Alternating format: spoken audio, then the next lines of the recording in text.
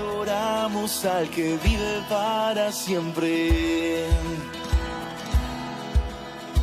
Todos juntos a una voz, con una misma pasión, derramando el corazón. Adoramos. Hola a todos, bienvenidos a esta forma nueva y rara que tenemos en este tiempo de estar juntos. Yo aquí estoy solo y aprendiendo todo esto, que es nuevo, y también está el Señor y su Espíritu Santo, pero también sé que vos estás ahí. Y no podemos juntarnos físicamente, pero gracias a Dios y gloria sea a Él que aún a través de la tecnología hoy podemos reunirnos.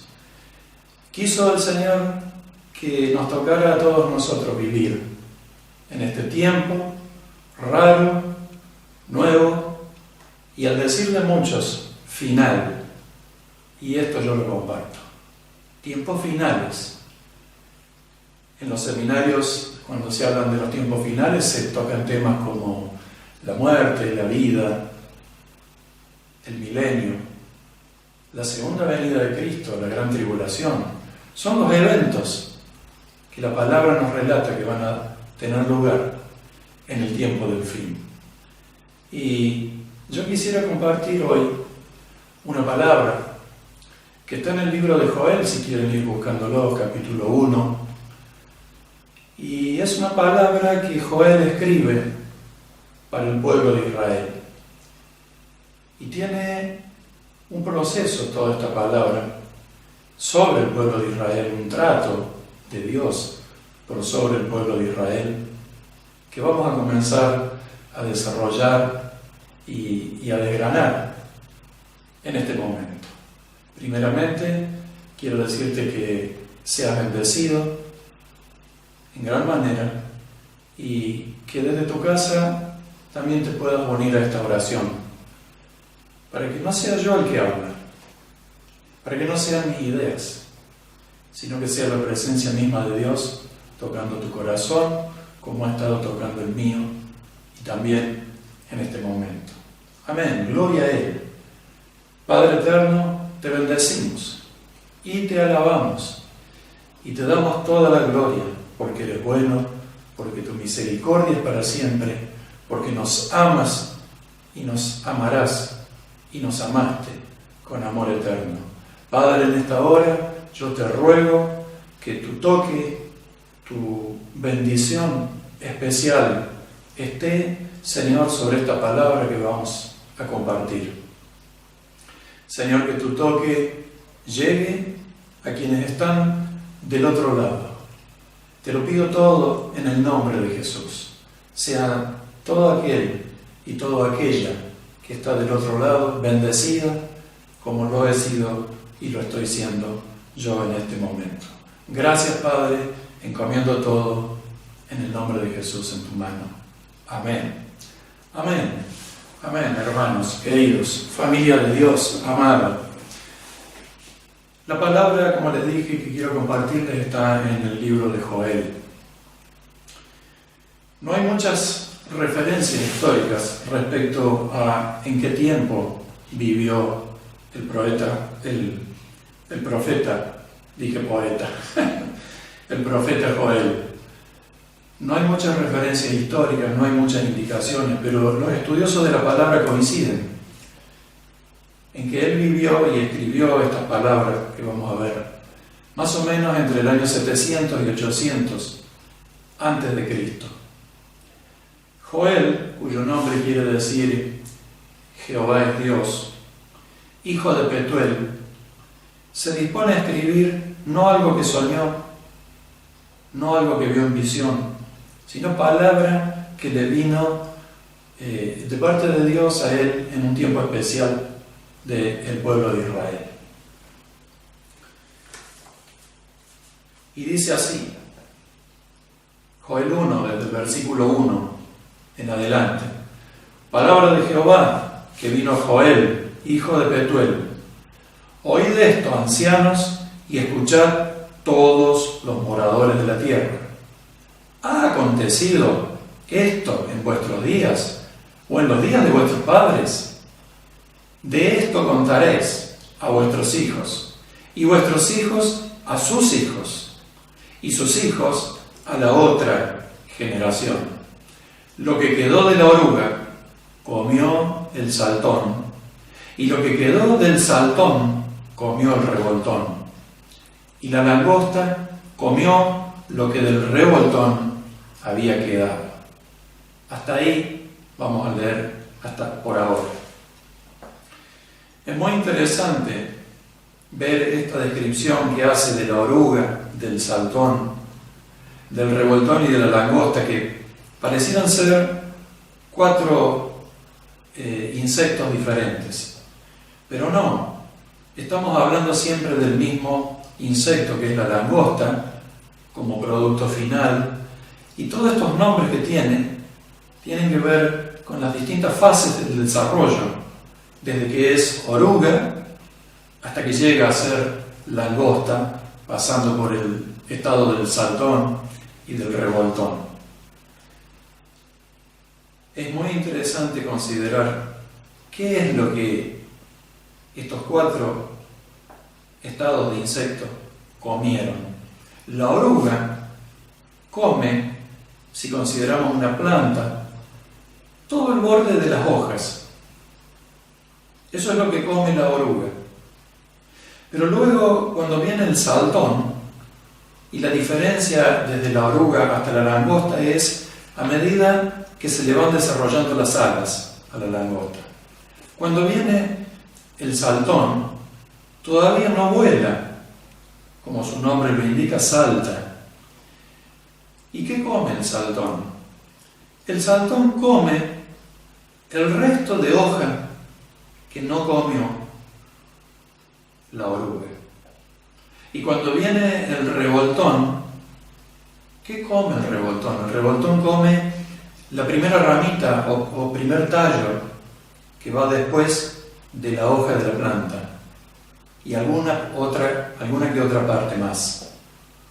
Y finalmente el revoltón que vuela, pero tiene vuelos cortos, y cuando finalmente viene la langosta con todas sus alas desarrolladas y que puede volar a grandes distancias, la langosta come lo que quedó de la planta.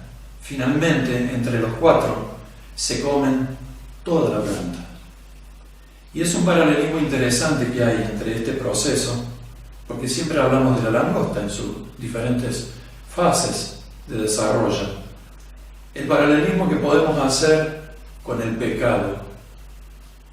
El pecado, en su etapa inicial, en una vida, daña el corazón. Y lo daña de una manera inicial, podríamos decir.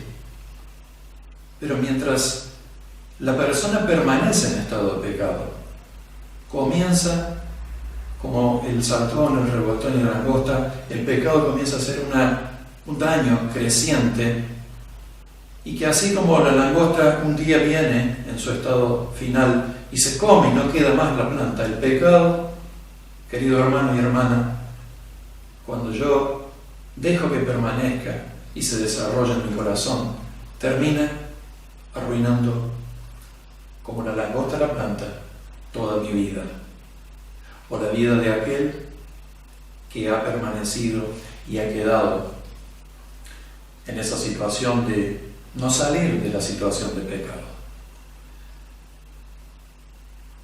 En este tiempo en que Joel hablaba con el pueblo de Israel a través de estas palabras, Israel estaba pasando por un momento difícil. Estaban enfrentando una gran sequía, pero también tenían noticias del avance del ejército asirio desde el norte. Joel estaba formando parte del reino de Judá en el sur, y desde el norte venía avanzando el ejército asirio. Y las noticias que llegaban eran de que arrasaba por donde pasaba y se dirigía hacia Jerusalén. Entonces él escribe esto que se agrega a esta situación de sequía por un lado y de malas noticias porque venía un ejército poderoso desde el norte invadiendo. Y estas palabras ya vamos a ver más adelante, que Dios le da a Joel en ese contexto, en ese tiempo de crisis. Y la crisis es una situación, por definición, grave y decisiva que afecta el proceso de desarrollo de un asunto o de una vida o de una nación. Por definición, la crisis nunca es portadora de buenas noticias. Y las crisis, queridos hermanos, amados, son una realidad de la vida. El Señor dijo: muchas aflicciones tendrán, pero confíen. El Señor no dijo que nuestra vida iba a ser tranquila. No, muy por el contrario. Usando diferentes palabras, siempre nos advirtió de la posibilidad de la crisis. Las crisis pueden ser terrenales o pueden ser celestiales. La crisis es terrenal cuando, como en el caso de la sequía que pasaba Israel y la amenaza de un ejército invasor, eran la consecuencia de pecados de la nación de Israel. Pero la crisis también puede ser celestial, porque Dios mismo es el que en ese contexto envió el ejército, mi gran ejército, como va a decir más adelante, de la langosta, para Israel. O sea que a dos males ya importantes se agregaba el tercero, de que la langosta les iba a comer y les comió todo. Y eso generaba hambre y malestar. Las crisis siempre tienen de parte de Dios el motivo que vamos a ver ahora. Vamos a Joel, pero ahora capítulo 2, desde el versículo 1 también. Dice así: tocad trompeta en Sión y dad alarma en mi santo monte. Tiemblen todos los moradores de la tierra, porque viene el día de Jehová, porque está cercano. Día de tinieblas y de oscuridad, versículo 2. Día de nube y de sombra. Como sobre los montes se extiende el alba. Vendrá, ahí está el anuncio, ¿no? Un pueblo grande y fuerte, semejante a él no hubo jamás, ni después de él lo habrá en años de muchas generaciones. Ahí le estaba diciendo de que venían los asirios. Y vamos al versículo 12. Por eso pues, ahora, dice Jehová, Joel 2:12, convertíos a mí con todo vuestro corazón, con ayuno, con lloro y lamento. Rasgad vuestro corazón y no vuestros vestidos, y convertíos a Jehová, vuestro Dios, porque misericordioso es y clemente, tardo para la ira y grande en misericordia, y que se duele del castigo. Recuerda esta palabra: y que se duele del castigo. Esta palabra del versículo 12, y que después repite en el 13, convertíos, en el hebreo es la palabra shub. Y shub en el hebreo significa volver, retornar, ir de vuelta. Y esto nos recuerda a la imagen del barro en las manos del alfarero. Esta palabra shub en el hebreo significaba que ellos se habían ido de Dios y debían volver a Dios. Tenían que volver a la posición del barro para que el alfarero trabaje. Y Dios usa siempre, es un patrón de parte de Dios que se repite en toda la Escritura. Dios usa siempre a personas, circunstancias, autoridades, crisis personales o nacionales crisis, circunstancias, momentos difíciles, siempre los usa Dios con un objetivo muy claro. Y este objetivo siempre es llevarnos a niveles superiores de fe y de madurez. Siempre el objetivo de Dios es lograr esta transformación en este proceso que tenemos de cada día ser más semejantes a Cristo hasta alcanzar su estatura. Esto es lo que Dios hace cada vez que hay una crisis. Y cuando dice, vuélvanse a mí con ayuno, lloro y lamento, por supuesto que el lloro y el lamento son oraciones. Vuélvanse a mí con oración, con ayuno y conviértanse, dice el Señor. Hablando en estos días con un hermano muy querido y amigo, él me decía así, yo cuando más leo la palabra de Dios, cada vez se me va formando la idea de que Dios quiere que nuestra conversión sea radical. Así me dijo él, ¿no? Y yo le dije, sí, pero no radical de Ilía y de Balbín. No, esos radicales no. Está claro que la política no es lo nuestro. Pero una conversión radical significa un compromiso total. Un sí y amén a todo lo que Dios dice, a todo lo que Dios dispone. Entonces, a la crisis esta que veíamos en los primeros versículos del capítulo 1 de Israel, ahora la intención de Dios, vemos que para con Israel era lograr una transformación en ellos, que volvieran a ser lo que deberían ser, cerca de Dios y no lejos de Dios.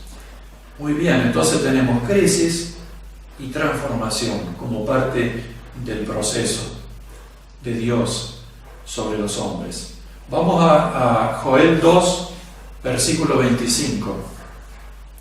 Y dice así desde el 25: y os restituiré los años que comió la oruga, el saltón, el revoltón y la langosta, mi gran ejército que envié contra vosotros. ¿Se acuerdan? A la sequía y a los asirios, Dios le agregó su gran ejército de langostas. Versículo 26: comeréis hasta saciaros y alabaréis el nombre de Jehová vuestro Dios, el cual hizo maravillas con vosotros y nunca jamás será mi pueblo avergonzado. Y en este caso, la palabra restituiré en el hebreo es shalom y significa reparar el daño o la herida, reembolsar, premiar, devolver. Esto es la parte final del proceso de Dios y que le vamos a dar el nombre de restauración. Así que crisis a la crisis, si tenemos una buena actitud, le sigue la transformación, y cuando hay transformación, entonces Dios puede restaurar. Esto lo vemos claramente en la vida de Job. Job en un día perdió todo su ganado, todos sus bienes, todos sus hijos. Su mujer lo repudió y perdió su salud también. Y perdió a sus amigos y quedó solo. Pero él fue fiel. Él fue fiel, él permaneció fiel. Y vemos cómo con esa actitud que él tuvo, finalmente Dios lo restaura. Y el estado último de Job es que no solamente había recuperado todo lo que había perdido, sino que Dios le había dado aún mucho más. Y dice la palabra que murió lleno de días, y feliz, y contento, y en paz. Esto lo vemos también en la vida de Manasés. Manasés había tenido a su padre Ezequías, que había sido una especie de rey perfecto para Israel. Ezequías había hecho todo bien, casi todo bien. Había caminado con Dios y la nación había sido prosperada. Y Manasés tuvo ese ejemplo, pero cuando él asume el reinado y reinó por 55 años, Manasés fue totalmente lo opuesto a su padre. Todas las abominaciones y todas las perversiones imaginables y que Dios prohibía, Manasés las hizo. Y por supuesto todo eso trajo una gran consecuencia sobre su vida y sobre el reino. Pero hubo un tiempo en que Manasés cambió porque reconoció su pecado y Dios lo restauró y lo perdonó en todo su reino. Esto lo vemos también en la vida de José. A José Dios le hablaba por sueños y él contaba los sueños. Y sus hermanos, por envidia, deciden venderlo como esclavo y mentirle a su padre de que había muerto por las fieras. Y José pasa de estar en la casa de su padre con sus hermanos a vivir finalmente en las cárceles, luego de ser vendido como esclavo, en las cárceles más sórdidas de la tierra de Egipto de aquel tiempo. Hoy cuando uno piensa en cárceles, dice: qué desastre, qué lugar tan horrible. Me imagino en el tiempo de Egipto. Pero José estuvo ahí y él fue fiel. Y porque fue fiel y tuvo una actitud correcta, Dios lo restauró. Dios lo puso a la derecha de Faraón. Dios hizo que todo lo que él administrara prosperara. Y no hubo en Egipto un periodo tan próspero como aquel cuando José era el administrador de Faraón. Y finalmente sus hermanos, por hambre, tuvieron que ir a la tierra de Egipto y volver a comer de la mano de su hermano a quien habían vendido. Pero él los perdonó y conocemos la historia de que todo terminó bien en la familia de José.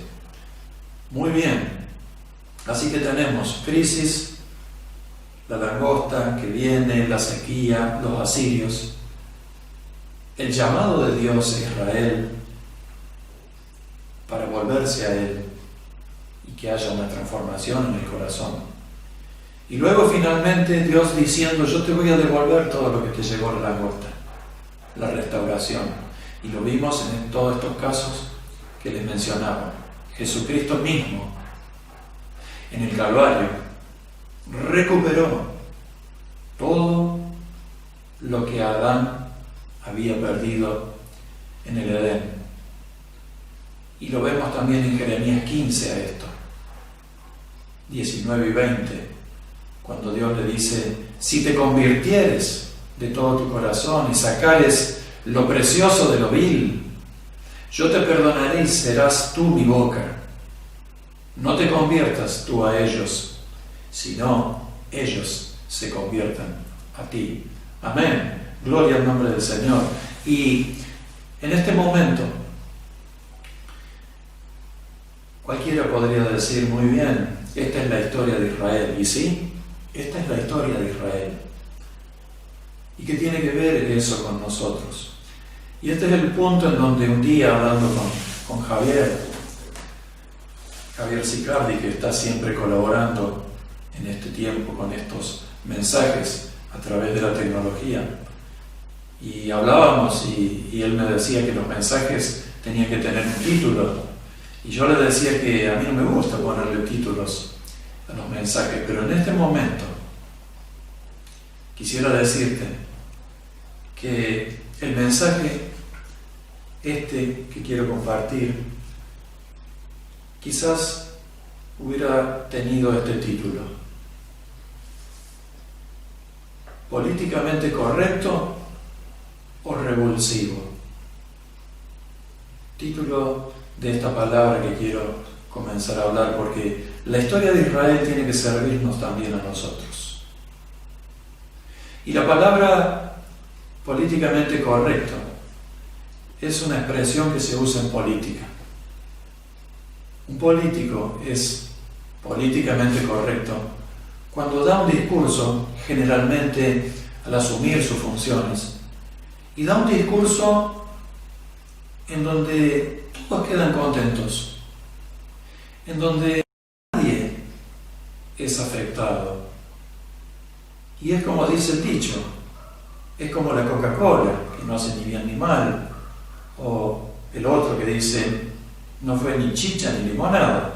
O sea, un discurso políticamente correcto es algo que agrada y no ofende ni afecta a nadie.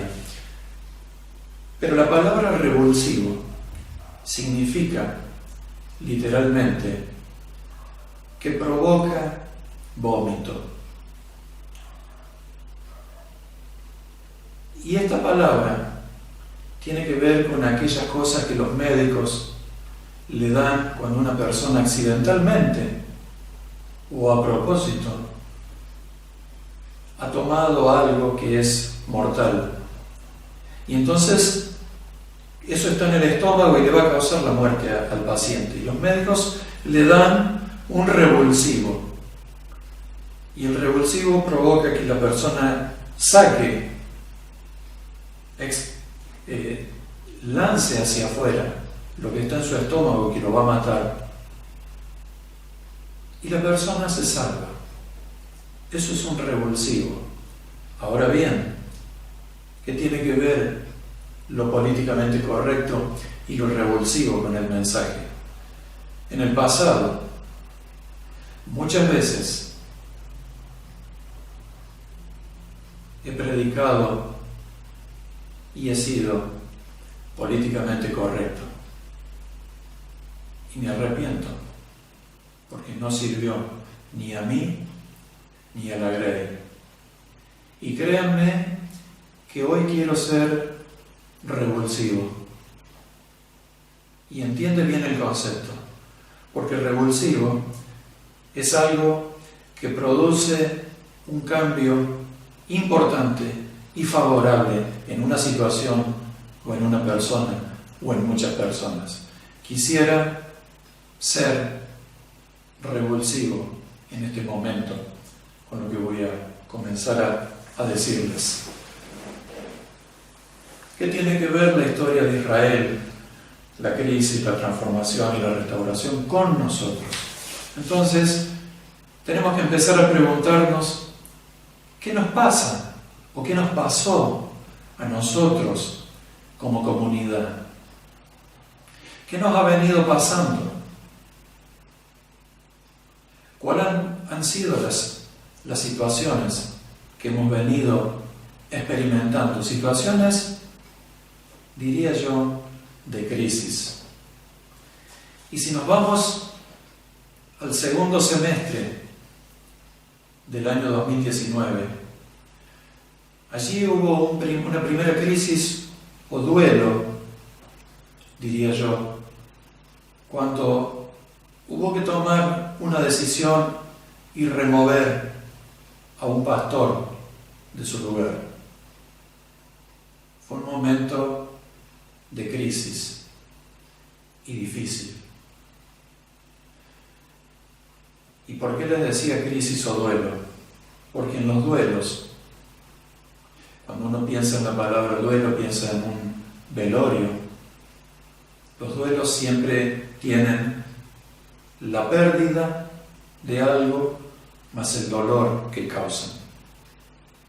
Y aquella decisión de la cual me tocó participar junto con otros, junto con todo el liderazgo, fue algo que en su momento, y quizás hasta el día de hoy, provocó pérdida y dolor. Nunca la remoción de un pastor, en cualquier tiempo de la historia, fue un motivo de alegría y de gozo. Muy por el contrario, siempre fue motivo de dolor y de tristeza. Y estábamos en ese ir y venir, en ese tiempo, y de pronto viene un segundo duelo, porque nuestro querido Ángel Cacho Díaz se desmejora en su salud, y parte. Y entonces hay un segundo cimbronazo ya a principios de este año, para nosotros, para Comunidad Río Tercero, para la iglesia o una parte de la iglesia del Señor en Río Tercero. Y esto añadió también dolor por la pérdida y la incertidumbre, porque además se dio con un tercer golpe. Este ya es un golpe que afecta a todo el mundo, que es la pandemia que estamos viviendo, en donde todos hemos comenzado un proceso de pérdida de nuestras libertades y de nuestra paz. Y luego, unos 2 meses después, se produjo el cierre de la obra de Serino, que en realidad fue un cierre de salón, pero se interpretó como que todo eso había muerto y ya nunca más sería. Entonces, yo digo, no te apures a sacar conclusiones sobre lo que estoy diciendo. Solamente estoy contando y poniendo en palabras lo que nos pasó, lo que nos ha venido pasando. 4 golpes, 4 momentos difíciles que provocaron pérdida y dolor. Y en los momentos de crisis o de duelo, cuando se pierde algo y algo duele, o ambas cosas a la vez, siempre pasa lo mismo. Siempre pasa lo mismo. Aflora lo que hay en el corazón. Y yo quisiera hablar en este momento de las reacciones que ha habido por estos golpes, por estos duelos, por estas crisis sucesivas, 4 juntas, separadas en el tiempo, pero que se fueron dando una tras de otra, de las cuales Dios no es ajeno. Dios no es ajeno a todo esto. Y quiero hablar de las reacciones que se han ido dando en este tiempo de aislamiento. Reacciones de unos y de otros. En este tiempo de aislamiento en donde de pronto al estar en casa y sin la posibilidad de salir tanto, uno ha tenido más tiempo para pensar. Y algunos reaccionaron ante estas situaciones con enojos.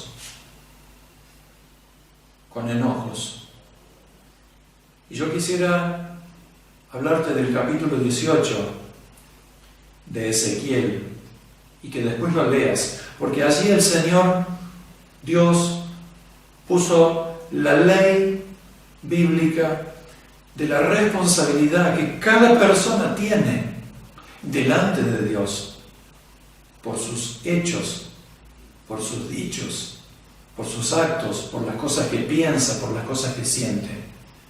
Ahí en el capítulo 18 de Ezequiel claramente Dios dice: el padre morirá o vivirá por su pecado o por sus acciones justas. Y luego más adelante dice: y el hijo de ese padre morirá o vivirá por sus pecados o por sus acciones justas. Y si uno se portó mal, no es excusa delante de Dios para que el otro se porte mal. Esta ley bíblica de hacerse cargo y responsable por los propios hechos, por los propios dichos de la vida, nunca cambió. Y delante de Dios siempre somos y seremos responsables por todo lo que hagamos con nuestra vida. Otros reaccionaron con habladurías ante estas situaciones. Y no estoy, entiéndeme bien, criticando a nadie. Estoy relatando lo que hay, lo que se sabe que hay, lo que se sabe que ha sucedido. Y la habladuría generalmente es información, generalmente sin fundamento, sin mucho conocimiento, y generalmente también es de carácter negativo. Y en esto de la habladuría quiero recordarte lo que dice Santiago capítulo 3, desde el versículo 6, que se ha predicado muchísimo cuando habla de la lengua.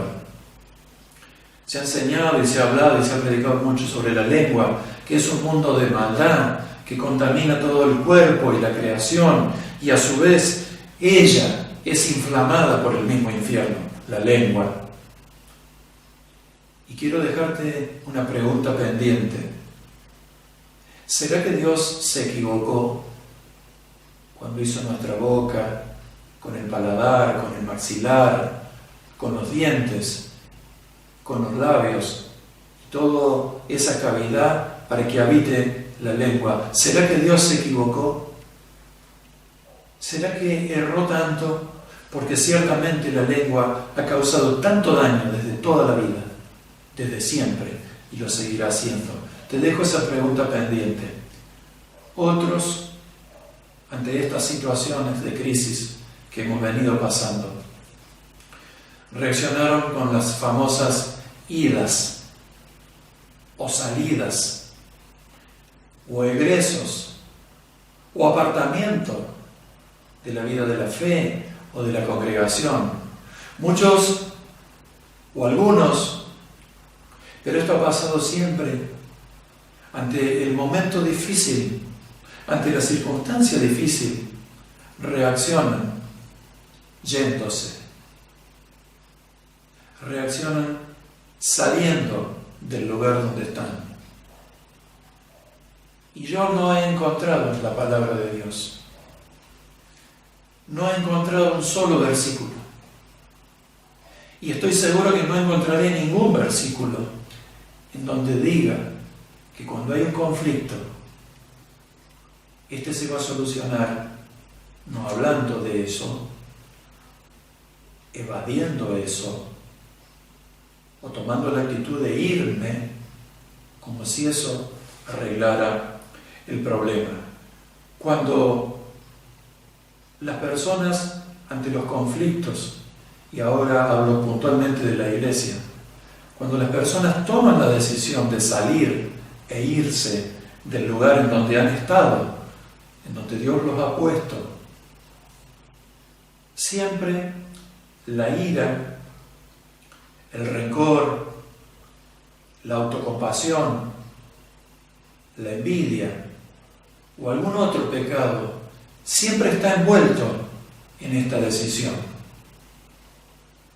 Y esta actitud de salir, de irme, nunca arregló el problema, pero sí en la palabra, sí he encontrado la solución que Dios dice que tenemos que hacer cuando tenemos conflicto, sea el que sea con las personas, sea con las circunstancias. Dios deja claramente establecido, por ejemplo, en Mateo 18, del 15 al 17, cómo es que se arreglan los conflictos en la iglesia. Y ahí dice que cuando tienes la sensación de que algún hermano, o tienes la evidencia de que algún hermano pecó contra ti, dice, ve y habla con él. Habla de eso que ha pasado. Y si no te escucha, lleva testigos y vuelve a hablar. Dios es muy claro en el procedimiento de arreglo de conflictos. Y si aún no te oye, dilo a la iglesia. Comunica a la iglesia que el tal es gentil y publicano, es decir, no es creyente, no se comporta como un hijo de Dios. También en Lucas 17, 3 y 4, allí podemos ver que los discípulos le preguntaban cuando el Señor le había enseñado sobre esto, porque siempre, para no irme y solucionar el conflicto, no puedo incluir al perdón, no puedo dejar de incluir al perdón. Siempre está el perdón. Y entonces los discípulos le preguntaban a Jesús, ¿hasta cuántas veces yo tengo que perdonar a mi hermano que pecó contra mí? Y como les decía en Lucas 17, 3 y 4, el Señor le dice, si alguien pecare contra ti hasta 7 veces en un día, tienes que perdonarlo. Tienes que perdonarlo. Esa es tu actitud. Pero no quedó clara la cosa. Y Pedro, en Mateo 18, versículo 22, vuelve sobre el tema y le dice: Señor, pero hasta 7 veces tenemos que perdonar, si en el mismo día alguien peca contra mí. Y el Señor le dice: no, Pedro, no tienes que perdonar 7 veces. Ah, ¿no? Ah, qué bueno, porque es bravo que vengan 7 veces. No, Pedro, no tienes que perdonar 7 veces. Te digo que tienes que perdonar hasta 70 veces 7. Eso es 490 veces en el día. Eso da aproximadamente una ofensa en un día de 24 horas. Una ofensa cada 2 minutos más o menos. Que quiso decir el Señor que siempre, siempre, siempre hay que perdonar. Aleluya. Gloria al nombre de Él. Otros, en este tiempo de casi ya 5 meses de encierro, de pérdida de la libertad y de estar pensando en todas estas cosas que nos han venido pasando, otros han reaccionado con indiferencia. Y con respecto a esto, todavía suena muy fuertemente la pregunta que Dios le hizo a Caín cuando había matado a Abel. Y la respuesta de Caín: ¿acaso soy yo guarda de mi hermano? Y sí, la respuesta es sí. Tú y yo somos guardas de nuestros hermanos. Algunos otros han reaccionado haciendo planes para cuando vuelva la nueva normalidad, para cuando vuelva la etapa anterior. Y es como una forma de no querer entender cuál es el tiempo que estamos viviendo y transitando. Y en Lucas, por ejemplo, 12:20, porque muchos hacen planes para cuando todo esto pase. Y en Lucas 12:20 el Señor dice que la vida del que cree no consiste en la abundancia de los bienes. La vida no es la abundancia de los bienes. Cuidado, dice el Señor. Necio, no sabes que hoy te piden tu alma. Y entonces, ¿para quién será todo lo que materialmente tenías? Y también vemos una reprimenda similar en Santiago 4, 13 y 15, cuando dicen: iremos acá e iremos allá, hoy, mañana, y traficaremos y ganaremos. Y el Señor dice: más bien deberías decir: si el Señor quiere, iremos. Si el Señor quiere, en su voluntad, haremos y trabajaremos y ganaremos. Muy bien, y otros también en este tiempo, y no digo esto que voy a decir que esté mal, muchos en este tiempo han oído a hombres como MacArthur, como Paulson, como Wilkerson, como Ravenhill, como John Piper, como Sarmiento, como Goebbels. Los jóvenes están enamorados de Itiel, Arroyo.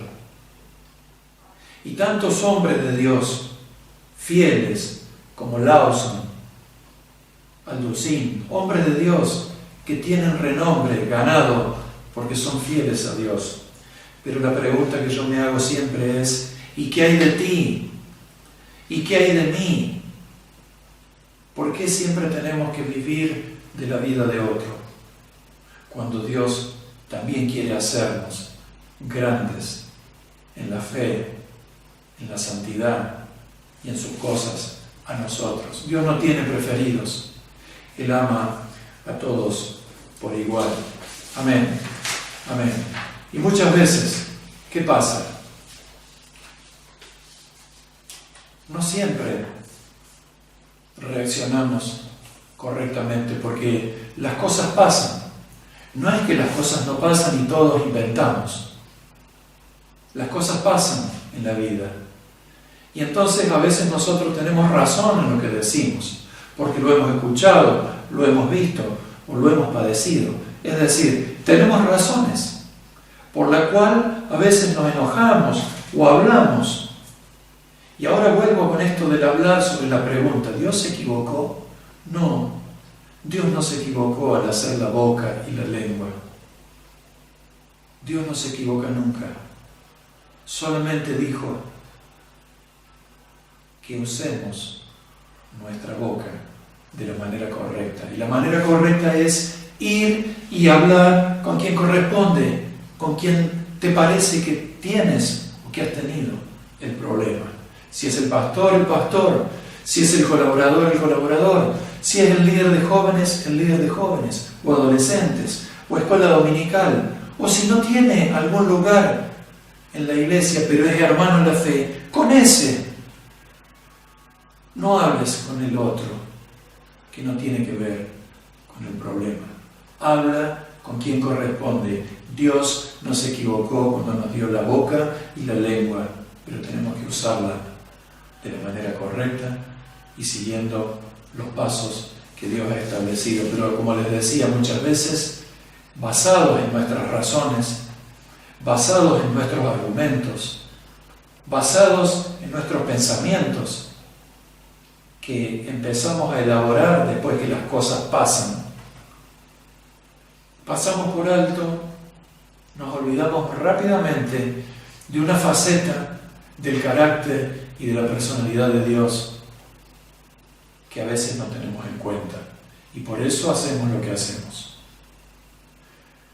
Dios tiene como dos grandes facetas, no digo que sean las únicas, pero es como que tiene para con todas aquellas cosas que nosotros podemos percibir de Él en base a su palabra, como dos grandes facetas. Tiene una faceta que tiene que ver con las promesas de su palabra, y las promesas, que son muchas en su palabra, siempre tienen que ver y están relacionadas con el amor de Dios hacia nosotros y su perdón.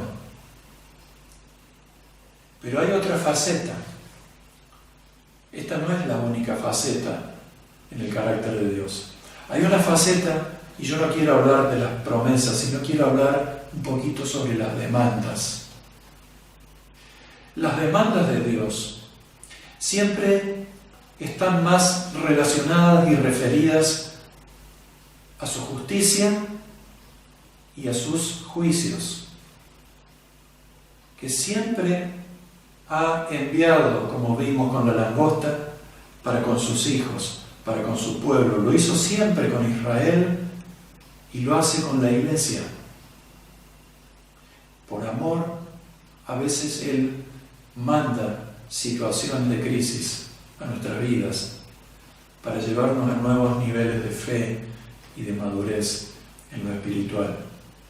Y a veces, como les decía, nosotros basados en nuestros razonamientos pasamos por alto esta faceta que tiene Dios con respecto a su palabra en la parte de las demandas, lo que Él demanda, además de nosotros.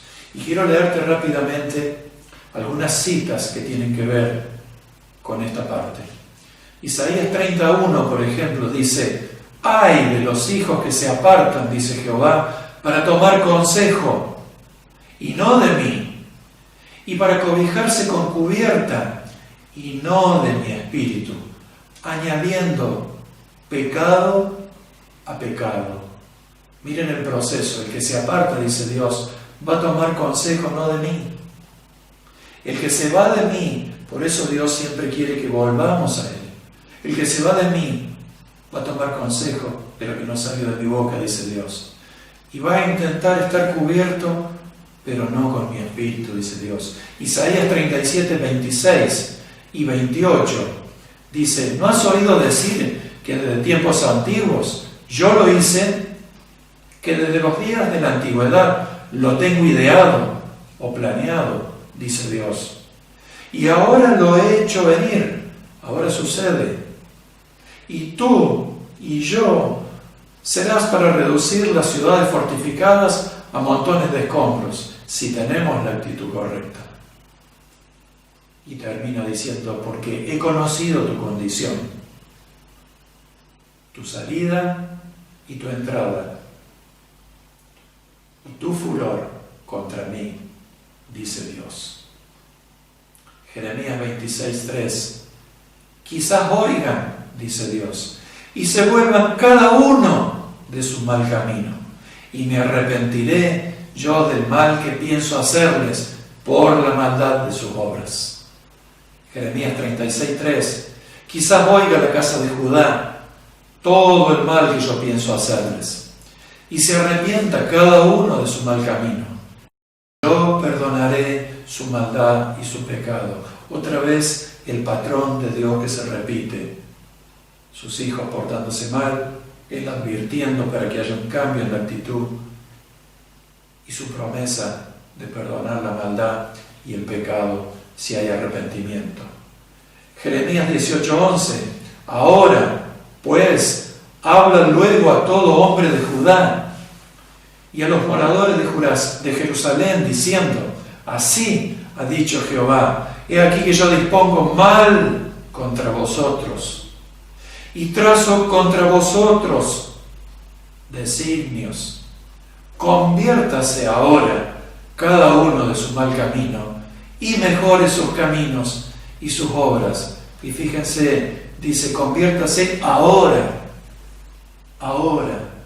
tiempo presente para cuando cualquiera que lo lea en algún momento de la vida o de la historia. Es ahora, dice Dios, conviértete de tu mal camino. Y acuérdense de Shub, conviértete, vuelve de donde te has ido, vuelve a la senda antigua, vuelve a mí, dice el Señor. Toda la palabra de Dios a través del Antiguo y el Nuevo Testamento, porque quizás alguno pueda estar pensando que a lo mejor este mensaje es duro, es feo, es desagradable, pero acuérdate que Dios se duele del castigo, como habíamos leído al inicio en Joel. Dios no quiere hacer el mal, Él quiere salvar, Él quiere sanar, pero si es necesario, enviará todas estas cosas que hemos venido hablando para que nuestra actitud cambie. Si te parece muy duro esto que estoy diciendo, ¿qué me dices de el Señor Jesús cuando se dirigía a los israelitas en su tiempo y les dijo, generación de víboras? ¿Qué mensaje es ese de amor? O cuando le dijo, ustedes son sepulcros blanqueados, hablando de la podredumbre que había en sus corazones. ¿Qué tal cuando se tomó su tiempo y se armó un látigo y agarró a los cambistas a latigazos y mientras les tumbaba las mesas decía, ustedes han convertido mi casa de oración en una cueva de ladrones? Esta faceta de Dios no podemos, no puedes tú ni puedo yo pasar por alto, porque Dios no cambia. Él es amor, pero también es justo.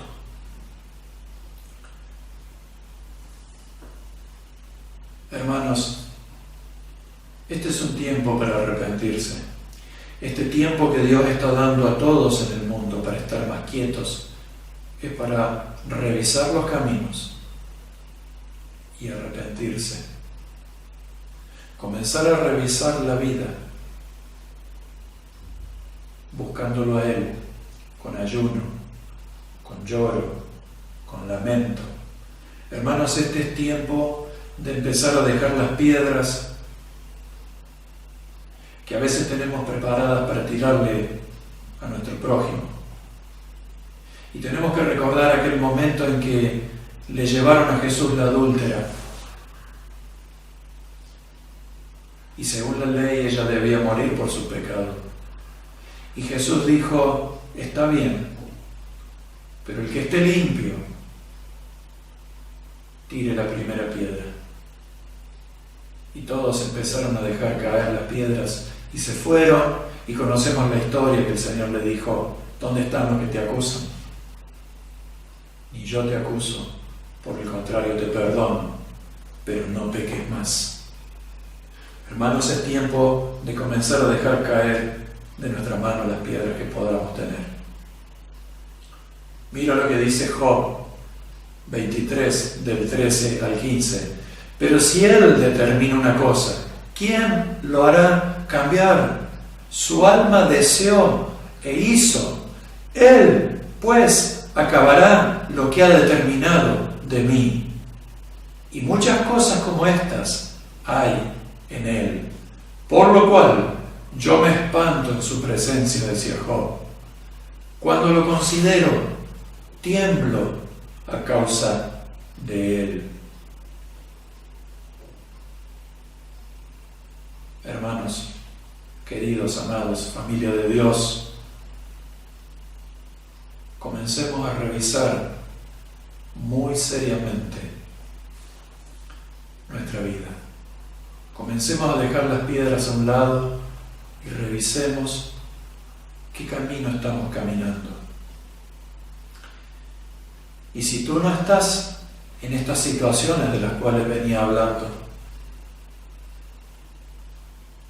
y estás en la actitud correcta, mantenete, afirmate, hacete cada vez más fuerte en Dios, en esa posición de humillación, de búsqueda, de ayuno, de oración. Y Dios va a obrar en tu vida. Hermanos, el mundo paga fortunas, cantidades tremendas de dinero, yendo a los adivinos, a los hechiceros, a los agoreros, a los astrólogos, a los videntes, a gente que en definitiva les va a mentir. Y pagan fortunas porque quieren saber lo que viene. Quieren saber qué les depara el futuro.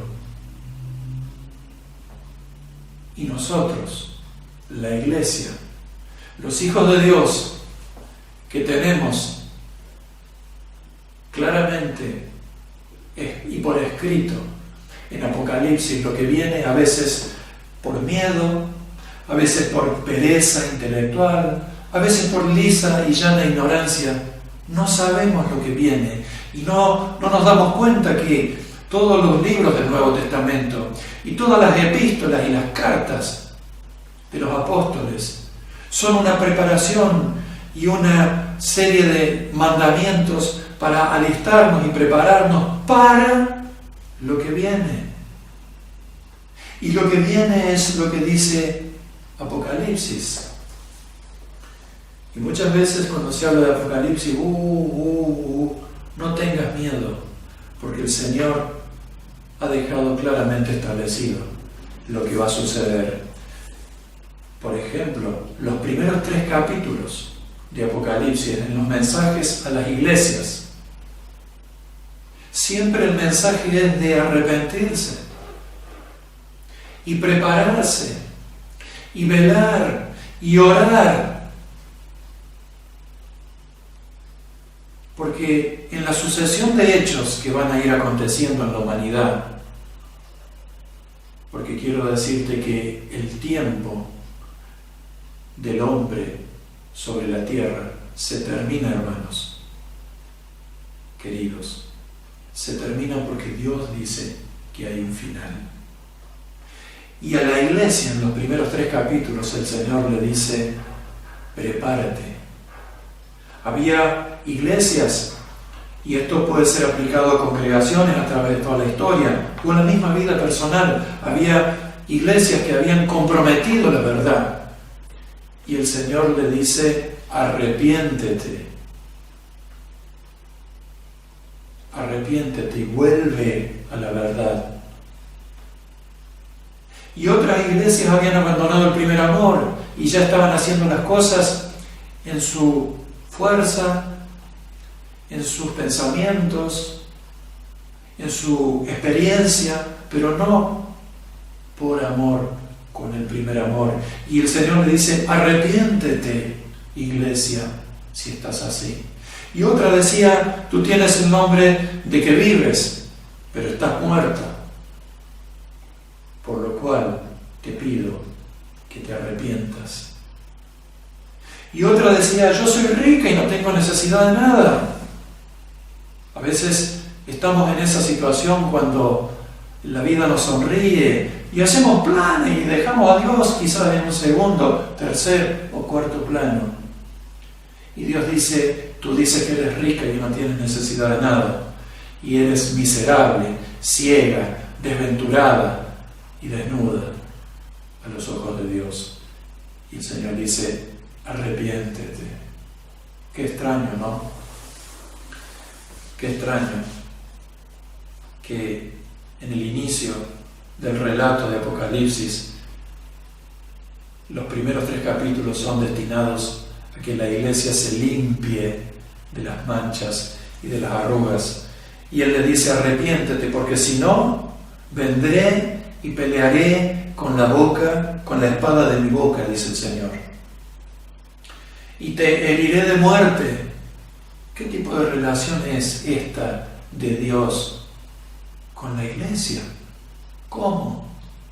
Si Dios ama a la iglesia, acuérdate de la faceta de la promesa y la faceta de la demanda. Y en las demandas siempre Dios va a decir, arrepiéntete, arrepiéntete, porque si vencieres, entonces no borraré tu nombre del libro de la vida. Entonces puedo quedar fuera. Sí, puedes perder la salvación, hermano. La salvación puedes perderla, porque el Señor dice, el que persevere hasta el fin. ¿Y si dejas de perseverar antes? Pero el Señor dice, el que persevere hasta el fin será salvo. Por tanto, sé vigilante. Y había 2 iglesias que estaban aprobadas delante de Dios, la de Esmirna y Filadelfia. Y aún así el Señor le dice, no te duermas, sé vigilante, sé celosa, retén lo que tienes para que nadie te lo tome, porque si no, yo moveré tu candelero de su lugar. Hermanos, la salvación se pierde. Hermanos, Dios tiene todas las promesas, pero también tiene todas las demandas. Hermanos, estamos viviendo tiempos finales. Algunos dicen, me da miedo. No tengas miedo. No tengas miedo. Se avecinan tiempos muy difíciles. Lo dice el Apocalipsis. Pero son los tiempos que anteceden a la gloria eterna. Hermanos, queridos, amados, no quiero ser muy extenso y lo estoy siendo. Ustedes saben, me conocen. Estamos viviendo el final, como dicen algunos, la parte final de los tiempos finales. Otros dicen, estamos viviendo los últimos segundos de la humanidad. Hermanos, basados en la palabra de Dios, te puedo asegurar que esto es así. La profecía de las 70 semanas de Daniel lo dice. La profecía, la parábola de la higuera, que está referido a lo que es Israel, lo dice. Las más de 60 profecías de Israel ya cumplidas, como que, por ejemplo, el desierto iba a ser reverdecido. Hoy todo el territorio de Israel es verde y todos sus vecinos son desérticos. Todo está cumplido. Oseas capítulo 6, versículo 2, dice el Señor, después de 2 días te restauraré. Y sabemos cuánto es un día y otro día en Dios. Y estamos en el año 2020. Han pasado 2000 años. 2 días para Dios. Y Dios le dice a Israel, después de 2 días te restauraré y te daré vida.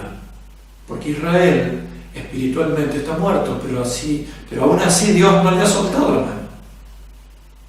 Aún Dios va a seguir tratando como en el tiempo de Joel con Israel, porque Dios quiere salvar, no condenar. Dios se duele del castigo.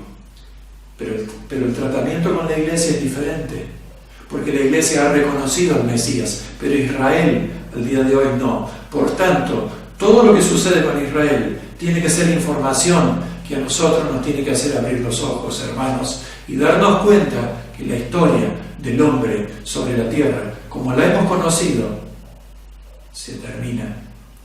Porque, como dicen los últimos versículos de Apocalipsis, el que escribe estas cosas, y es Jesucristo, dice, ciertamente vengo en breve. Y si tienes en cuenta que estas palabras las escribió Juan allá por el año 95, siendo la era cristiana, y pasaron 2000 años, ¿cuánto falta? Y tenemos las palabras de Jesús que dijeron, no pasará esta generación antes de que yo vuelva. Y por el Salmo 90:10 sabemos que bíblicamente una generación son 70 u 80 años. Y Jesús hablaba de la generación que iba a nacer cuando Israel volviera por tercera vez a su tierra. Y esto pasó en el año 48, 1948, 14 de mayo de 1948. Y en 2018, hace 2 años atrás, se cumplieron 70 años. No pasará esta generación, dijo el Señor. 70 u 80 años. No lo digo yo, está escrito en su palabra. Hermanos, Israel es la única nación en toda la historia que nació en un día. El 14 de mayo de 1948, por disposición de las Naciones Unidas, después de todas las atrocidades que habían pasado durante la Segunda Guerra Mundial, con Hitler y demás, etc., totalmente comprobados, eso es historia, en un día decidieron las Naciones Unidas, entre comillas, Dios estaba atrás de todo esto, que Israel, que hacía del año 100 que había desaparecido como nación, volviera a existir. ¿Por qué? Porque la palabra de Dios se tiene que cumplir. Y durante casi 2000 años Israel no existía, pero desde el año 48 existe. Y al otro día, 15 de mayo de 1948, 10 naciones árabes al mismo tiempo la atacaron para tratar de exterminarlos, como siempre ha sido. Y no pudieron. Y en el año 53, otra nueva coalición de naciones árabes volvió a atacar a Israel. Y otra vez perdieron. Y después, en el año 67, vino la famosa guerra de los 6 días. Y como dijo alguien, ¿saben por qué terminó en 6 días la guerra? Porque como buenos israelitas, al 7º tenían que descansar. Esto es un chiste, pero está ahí la historia. Está ahí la historia escrita de Israel. Nunca perdió una batalla desde que volvió a existir como nación en el año 48. Y no solamente no ha perdido ninguna batalla, sino que hoy Israel es una potencia tecnológica, económica y militar. Y no lo digo yo, está en los libros. Está en la historia, está en las realidades. Hoy, en todo el mundo se considera que en la Universidad de Beerseba, en Israel, está la cúspide de los científicos de todo el mundo en este tiempo. En menos de 70 años, esta nación de la nada pasó a ser una potencia. Tienen de todo, pero no reconocieron al Mesías. Por tanto, Israel es el reloj de Dios.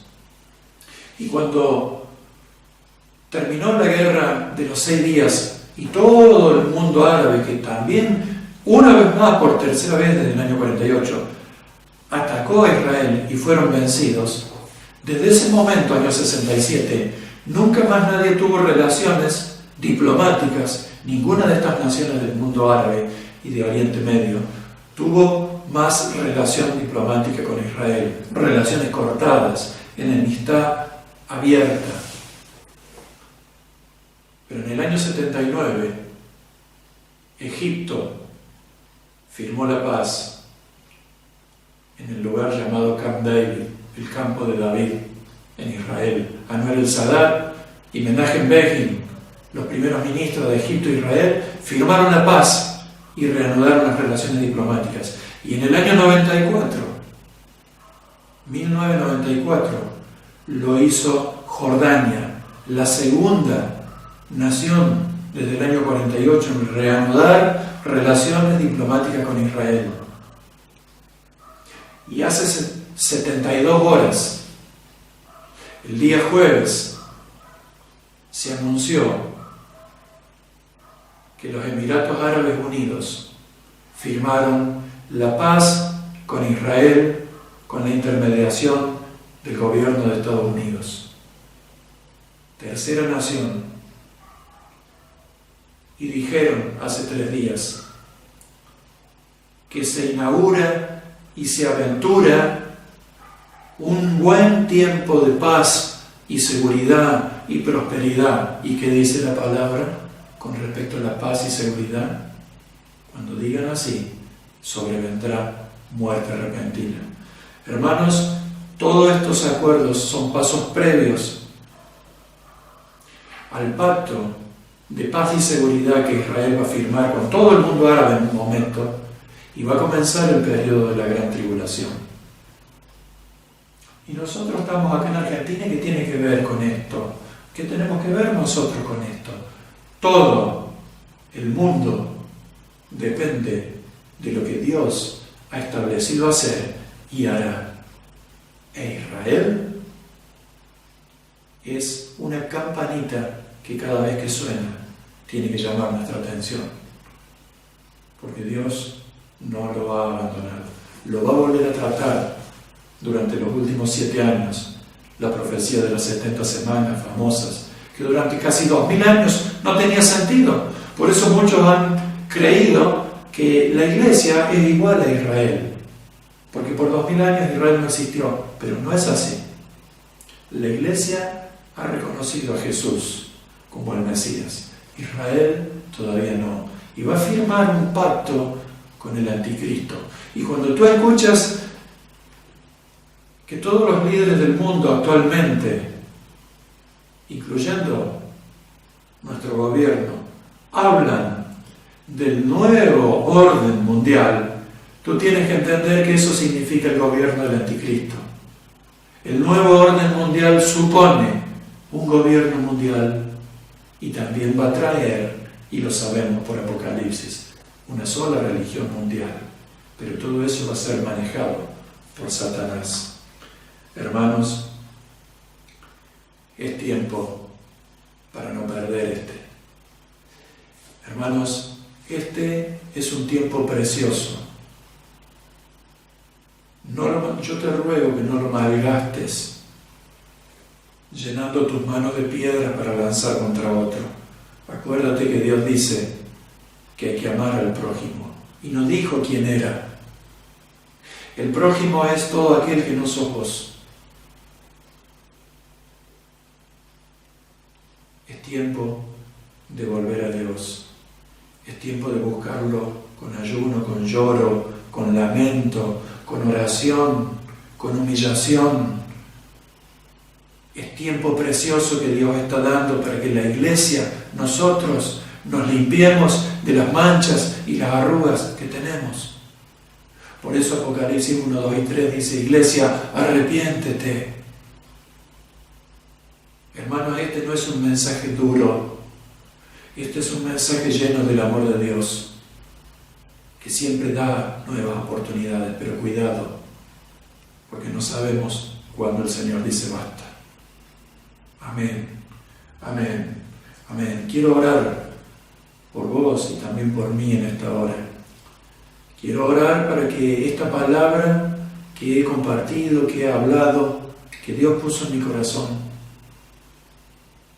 obre en el tuyo. Y quiero bendecirte porque eres mi hermano y decirte que es tiempo de que busquemos al perdido, pero hay que estar preparado. No se puede hacer la obra con cosas guardadas en el corazón. No se puede evangelizar enemistado con alguien.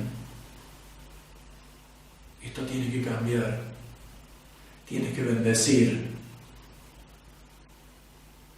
Y aun cuando hables, si hay algún conflicto y la explicación que se te da no te convence, aún todavía para que entregues todos esos asuntos, todas esas cuestiones en su mano y confíes.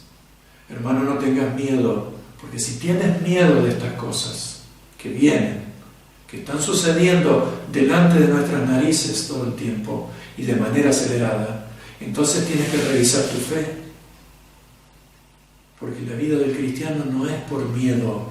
Cada vez que decidas por miedo, vas a decidir mal. La vida del cristiano es por fe, es como si viéramos lo que no estamos viendo. Dios te conoce, tu entrada y tu salida, y la mía. Es tiempo de volvernos a Él. Padre eterno, te alabo, te bendigo, te doy gracias, Señor, por este tiempo. Señor, gracias porque tú siempre le has hablado a la iglesia. Y cada vez que tú dices, el que tiene oídos para oír, oiga, es porque depende de cada uno de nosotros oír. Yo te ruego, Señor, que esta palabra pueda ser oída por tus hijos.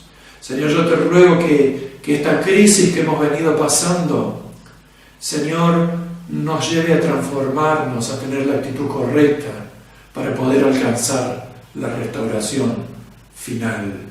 Gloria sea tu nombre, Señor. Gracias por tu amor, gracias por tu misericordia. Bendigo a mis hermanos, a los ancianos, a los niños, a los jóvenes, a los adultos, a los adolescentes, a los hombres y a las mujeres. En tu nombre, Señor, los bendigo. Amén. Amén. Querido hermano, ha sido para mí una gran alegría poder estar en este día, en la tarea esta de compartir su palabra. Te mando un gran abrazo virtual, es lo que tenemos, y te animo a que comiences a tomar, basado en una actitud correcta, las decisiones acertadas, las que Dios quiere. Dios te bendiga, y de esta manera o de otra, quizás Dios nos dé nuevas maneras, estaremos llevando adelante esta tarea de la iglesia, esta tarea de Mateo 28, que nadie va a poder detener hasta que podamos vernos físicamente. Dios te bendiga, Dios te ama, seas bendecido en tu vida y en tu casa, en el nombre del Señor. Amén. Gloria sea a Él. A Jesús, Él nos dio la vida, Él nos dio la vida, Él nos hizo